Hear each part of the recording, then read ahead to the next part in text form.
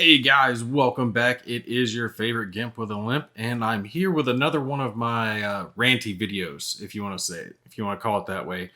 Just some random thoughts that popped up in my head, and I thought I'd throw it out there and just let you guys tell me what you think about it. I'm going to have some random footage playing in the background. I'll tell you a little bit more about what's going on. You guys just watch out for now. But it has to do with where do we go from here? How is gaming going to survive in the current environment? Right? Because a lot of things have changed since the COOF started. And when it all first started, we weren't expecting near as much. I mean, no one was expecting to happen what did happen. I know when it first started, I was thinking, okay, we're going to be shut down for a couple weeks and then things will pick back up, and they didn't. And a large part of it does depend on where you live. There are some places where life is more back to normal, and then there are some places where it's definitely not normal. But it has to do with, can gaming survive? Can tabletop gaming survive?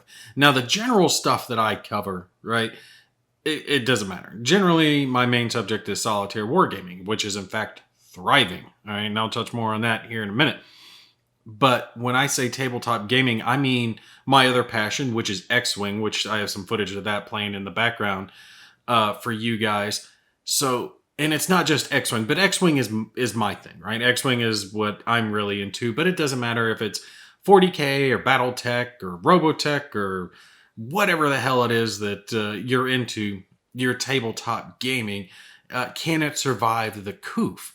Because a lot of people aren't getting to play it. Like, I haven't played X-Wing since the COOF started. We actually had a tournament that was supposed to happen within a couple of days of the whole COOF thing, and they ended up shutting it down. They shut down the tournament.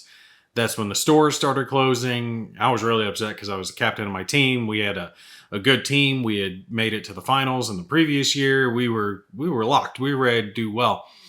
But they ended up shutting it down, and that's when game stores got closed, and well, all stores got closed.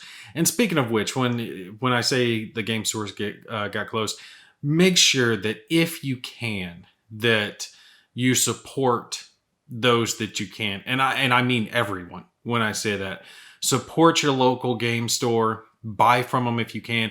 I always try to go into my local game store and I buy a few paints here or a little game there. I can't buy as much as I would like to. Obviously, I can't support them alone, but I do try to order what I can from them.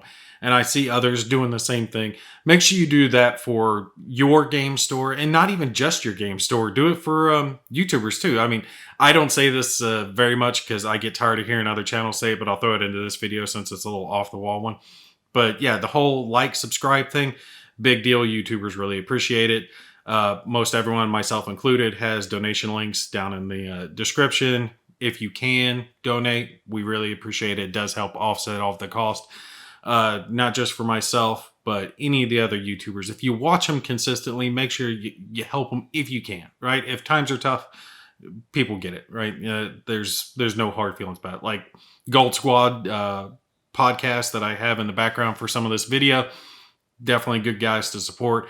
They're excellent. Curl Paul Creatives that does a lot of the tokens. I bought a bunch of their stuff. Buy from him. He's on Etsy.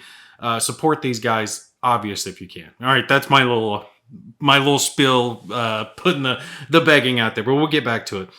Because, yeah, it did change everything. The stores got closed. Tournaments got canceled. And we all expected it to come back real quick. And it didn't. Right? And time just kept creeping by, and now I'm thinking back to it, and it was like, wow, that was at the very tail end of winter, beginning of spring when all this started, and now we're coming into the fall, right? So we're almost half a year now, still having to wear masks, still having to social distance, still having to keep some stores closed, or my local game store is open, but their tables are closed. And that, I know, is a huge hit for them. Gamers Armory, by the way, love them, in Cary, North Carolina. If you can shop there, definitely do it. Great store. I love them. I always shout out for them when I can. Real good people there. But when I do stop by, they can't have people in the store, right? People are wearing masks, nobody can play. And they used to do stuff like having the homeschool kids who didn't get out as much. They would have study sessions, school sessions. They'd have gaming sessions for them, chess tournaments, stuff like that. So it wasn't just like normal gaming like you would think of the usual crap that we all do, but they tried to help the community too, you know. So I want to be there for them if we can.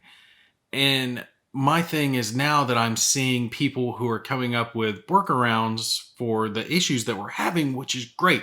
Like in the background, you're going to see a lot of tabletop simulator for X-Wing, right? Playing, which is awesome. Now, personally, I don't like playing X-Wing this way. I will. I have. It works well enough, but I like having the miniatures in my hand. I like rolling the damn dice.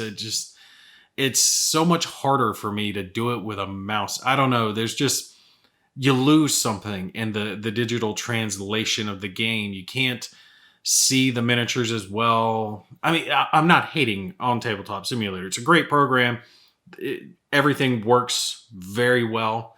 They've been able to carry on tournaments using this program. So, I mean, absolute props to these people for the way they've handled it. In fact, I've put on a different video in the background, and this is the finals from the Corellia Galactic tournament they had recently.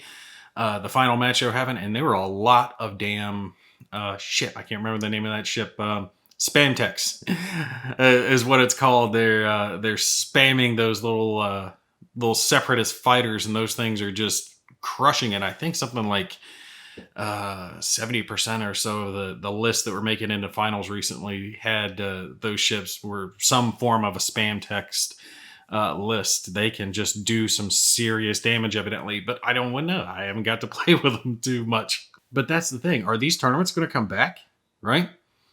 I remember times being in some of my local game stores, and we'd have 100 people there all doing an X-Wing tournament, or 40K tournaments, Blood Bowl tournaments, whatever. Magic the Gathering, people play that. Now, Magic can be played online, but 40K can't really be played online. And I tried to find footage, so you guys let me know if I'm wrong on that, but I really looked to see if there's any type of online community going right now for 40K, and I couldn't find anything. Now, there are video games that are kind of close, but as for really trying to simulate 40K, it doesn't seem like there's a lot going on.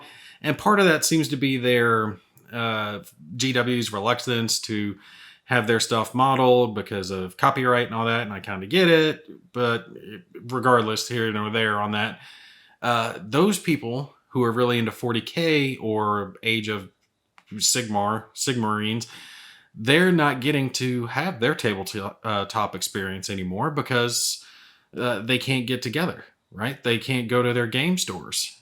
None of the ones in my local area are still playing. If you guys let me know if it's different, if you're experiencing something different in your locale, if you are fully open and everything's running as normal, feel free to let me know where you are down in the comments so I can know if I'm just worrying for nothing.